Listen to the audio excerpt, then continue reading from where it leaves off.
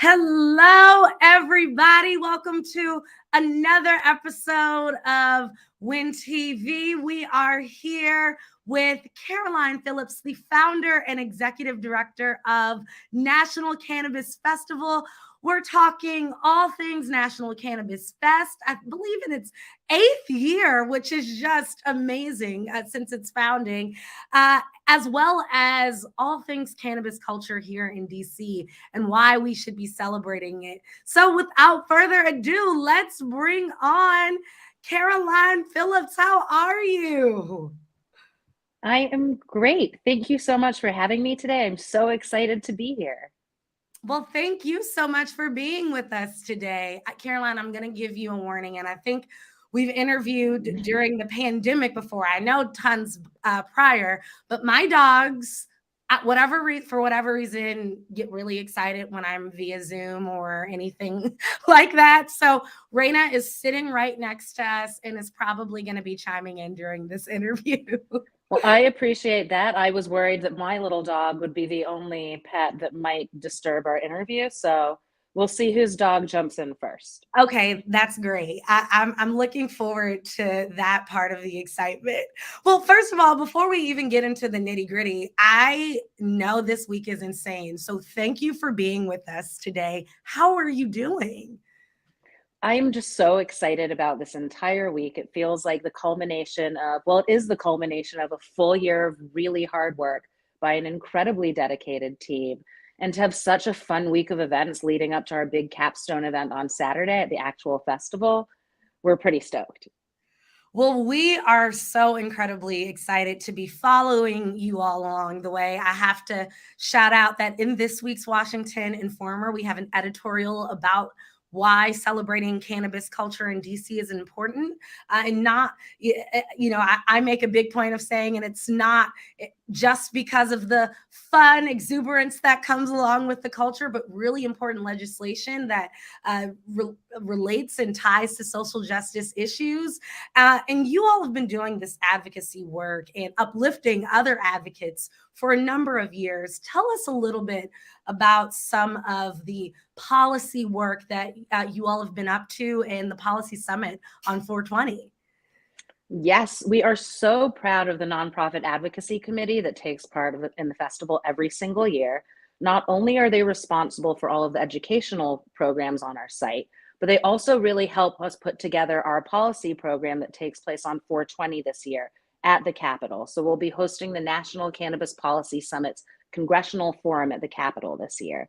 That's going to be an incredible opportunity for us to honor the work of all of these nonprofit groups to get us to where we are today with cannabis legalization. So we'll be talking about expungement.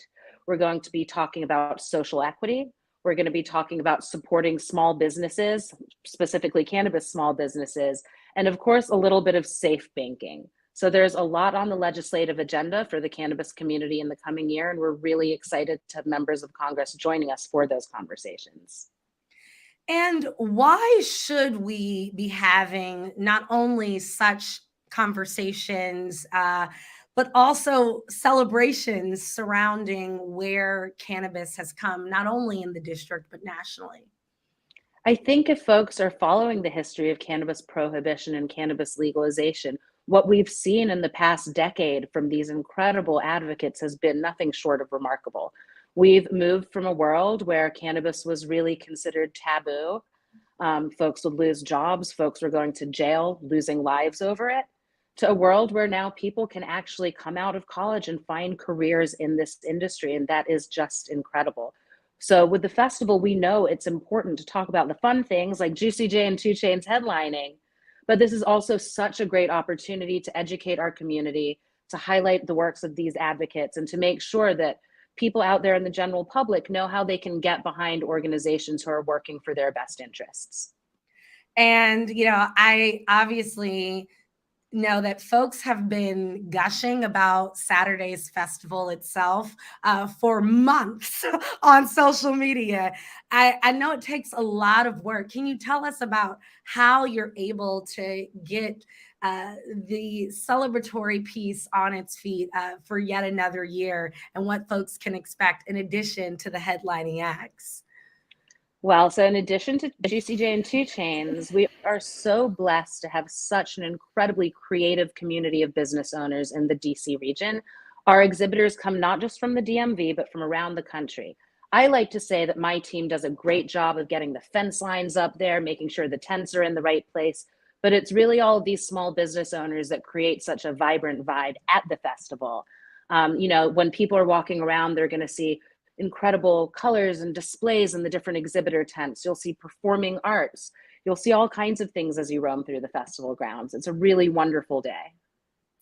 And I just have to highlight this flyer because it's so like unapologetically DC. I can almost see the fairgrounds or the neighborhood of the fairgrounds in the background.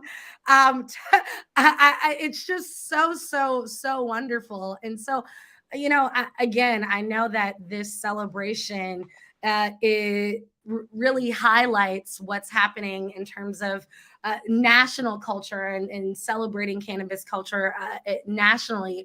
But it's so unapologetically DC as well. I mean, we have some amazing acts from the area. It's at RFK. Tell us a little bit about why Washingtonians in particular want to tap in. There is just no place in the country like Washington, D.C. And I'm not just saying that because I live here. I don't think there is anywhere else in the country that you can go and be surrounded by advocates, lawmakers, business owners, and cultural icons. And that's everything that you can find in the week at the National Cannabis Festival.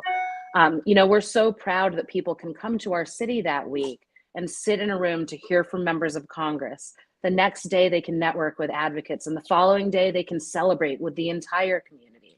And that's one of the things that I think makes Washington, D.C. so special. So we're really excited to open up our event and to really invite people from outside into the DMV region to see what we're all about. And how can folks tap into all things National Cannabis Festival, National Cannabis Policy Summit, and everything that you all are doing beyond just this week, which I know is insanely busy always? Absolutely. So definitely please go check out nationalcannabisfestival.com. That will give you the full agenda for everything that's going on this week. Then you can also follow us on social media. We're on Instagram and Facebook and Twitter. So that's probably the best place to go to get updates about changes at the festival and some exciting new additions that we'll be announcing in the coming days. Wait a minute, Caroline. You can't say exciting new additions being announced in the coming days and not give us a little bit of juice, a little bit of the tea. Are there some new things happening that we should be on the lookout for? Well, there are some new features at the festival, and I think there might be some exciting performers joining some of our headliners. I can't say anything though, but definitely if you're coming down to the festival, check out the Veterans Lounge. You can meet veterans who have served our country, but who are also using cannabis as medicine or are just there to learn and explore themselves. We have a brand new LGBTQIA plus lounge this year that's going to be amazing. And also my personal favorite, our seniors lounge for our golden buds. Oh my goodness. So it sounds like there's something for everybody as long as you're an adult. Exactly. Correct? As long as you're over 21, there's something for everybody. Oh my goodness. Well, is there anything else either about the festival or things that we should be looking out for that I didn't ask you that you want to share with our Informer viewers? Oh, yes. So there are really two things I want folks to be on the lookout for. Tomorrow is the official start to the National Cannabis Festival's 420 week. We have programs taking place around the city Wednesday, Thursday, Friday, and of course, Saturday. So definitely check that out. We have a mushroom cultivation workshop tomorrow. On Wednesday or on Thursday, you can join us for a 4.2-mile fun run in the morning, at the Forum in the afternoon at the Capitol, and then in the evening, we'll be over at Songbird Music House. So visit nationalcannabisfestival.com for those details. And also, and this is brand new this year, we just launched 420 Food Week. So if you go to the same 420 week page on the festival's website, you can see a list of all of the participating restaurants that have special deals and steals for folks throughout the year, or throughout the week. Sorry, it would be great if it was all year. And also, one thing that's very big during 420 Food Week is our special munchies flavored gelato with Dolcezza gelato, which is available at their stores around the city. So if you have a little taste for something salty or sweet, we got you covered this year. Wow. Oh my goodness.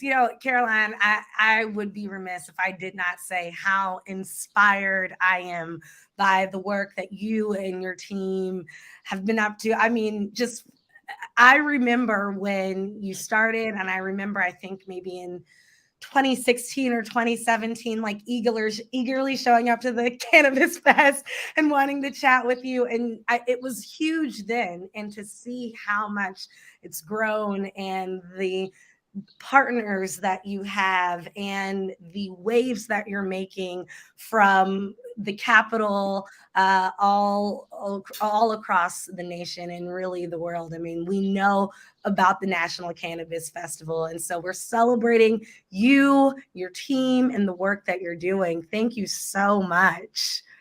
Well, thank you so much. It's really an honor to be able to take part in your program, and special shout out to the whole National Cannabis Festival team. Truly wonderful people that care so much about this event. Well, thank you, thank you, thank you. I know y'all are working ridiculously hard, but for a great cause. And I know that our Washington Informer viewers are going to be there Saturday as well as throughout the week tapping in.